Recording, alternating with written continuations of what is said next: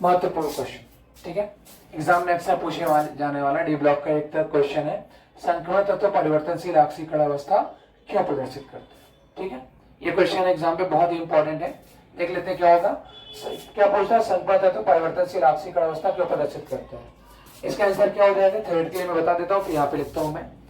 संक्रमण तत्व परिवर्तनशील आक्सीकरण अवस्था इसलिए प्रदर्शित करते हैं क्योंकि इनके बंध बनने में, जब संक्रमण तत्व क्या करते हैं, दूसरों से बंध बनाते हैं, तो इसमें संक्रमण तत्व का NS इलेक्ट्रॉन और ND इलेक्ट्रॉन है ना, N-1D इलेक्ट्रॉन, NS इलेक्ट्रॉन और N-1D इलेक्ट्रॉन दोनों बंध बनने में भाग लेते हैं। इसीलिए क्या करते हैं, संक्रमण तत्व प्रदर्शित करते हैं, है ना, परिवर्तनशील आक्सीकरण अवस्था प्रदर्शित करते हैं। NS इलेक्ट्रॉन और N-1D इलेक्ट्रॉन, कहने का मतलब जैसे स्कैंडियम की हम लोग बात करें या और भी दूसरे तत्वों की बात करें, तो जैसे देखते हैं लास्ट में क्या आता है 4:3D1, है ना। तो एक तरीके से ये क्या हो गया, NS हो गया, और ये क्या हो गया, N-1D हो गया। तो NS के और N-1D दोनों के कक्षक बंध बनने में भाग लेते हैं, जिसके कारण संक्रमण तत्व परिवर्तनशील आक्सीकरण अवस्था प्रदर्शित करते हैं, है ना। तो आंसर में आप क्या लिख सकते हो, संक्रमण तत्व परिवर्तनशील आक्सीकरण अवस्था प्रदर्शित करते हैं क्योंकि, इसको लिख दिया जाए, ठीक है।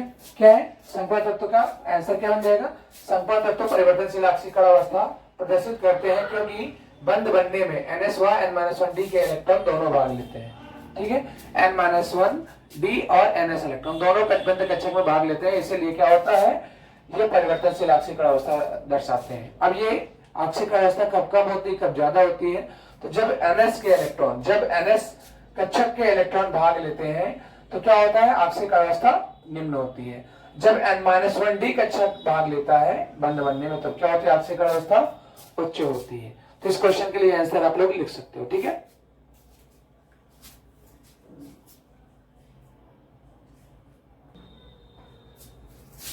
चलो दूसरा क्वेश्चन देख लेते हैं।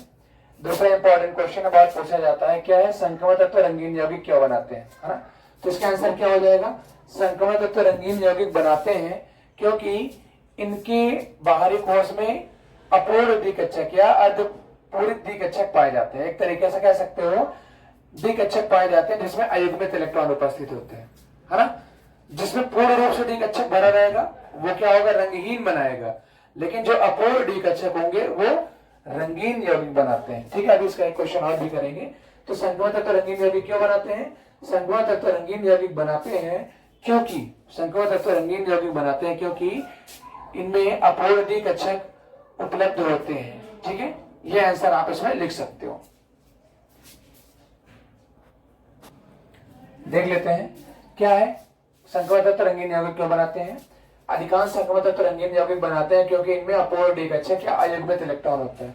अगर अपूर्ण है उनका द्विकक्षक, बाह्य द्विकक्षक, या उसमें अयुग्मित इलेक्ट्रॉन है, तो क्या बनाएंगे, रंगीन यौगिक बनाएंगे, ठीक है। देख लेते हैं, जैसे कॉपर सल्फेट आप लोग जानते हैं कौन सा रंग का होता है, नीला रंग का होता है, ठीक है। तो यहाँ पे कॉपर सल्फेट, तो इसमें कौन सा आयन होता है, Cu2+ आयन। तो देख लेते हैं Cu2+ आयन जो है ये रंगीन होता है, तो इसमें द्विकक्षक अपूर्ण है या नहीं।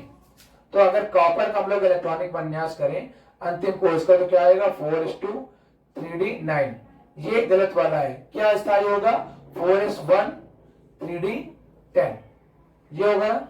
अब यहाँ पे क्या है, Cu2+, 2+ का मतलब है कि इससे 2 इलेक्ट्रॉन निकले हैं। 2 इलेक्ट्रॉन कैसे निकले हैं, एक इलेक्ट्रॉन इससे गया तो ये 4s वाला 0 हो गया सबसे पहले, क्योंकि NS वाला ही 4s वाला इलेक्ट्रॉन बाहर जाएगा।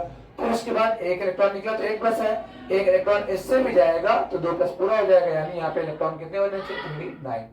तो 3D9, ये तो 0 इसको हटा दो, 3D9 यहाँ पे D 1 2 3 4 5 5 है टोटल, 1 2 3 4 5 6 7 8 9, एक अयुग्मित इलेक्ट्रॉन है ना, अपूर्ण है, अयुग्मित इलेक्ट्रॉन है, इसलिए कॉपर सल्फेट में Cu2+ आयन क्या होते हैं, रंगीन होते हैं, नीले कलर होता है, ठीक है। तो वही कहने का मतलब है कि जो संक्रमण तत्व में उसका द्विकक्षक अपूर्ण होगा, जिसमें अयुग्मित इलेक्ट्रॉन होगा, वो रंगीन यौगिक बनाएंगे, और जिसमें पूर्ण रूप से भरा होगा वो कैसे बनाएंगे, रंगहीन यौगिक बनाएंगे, ठीक है। जिसमें अपूर्ण वो रंगीन, और जिसमें पूरी तरीके से भरा हुआ, वो रंगहीन। ठीक है, दोनों में अंतर समझिएगा। इससे रिलेटेड एक क्वेश्चन करिए।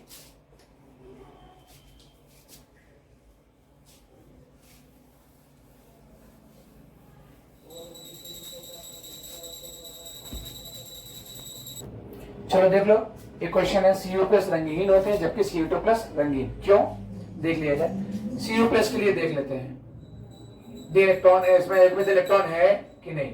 Cu प्लस का इलेक्ट्रॉनिक विन्यास वही अंतिम कोर्स का डायरेक्टली मैं देखता हूं। ठीक है, 4s2 सबसे पहले कॉपर का निकाल लो, आपको अगर कंफ्यूजन है। 4 इसका पूरा इलेक्ट्रॉनिक विन्यास आप कर लो, क्या होगा 1s2 2s2 2p6 3s2 3p6 and 4s कितना हो जाएगा 2 and 3d 9, यही होगा।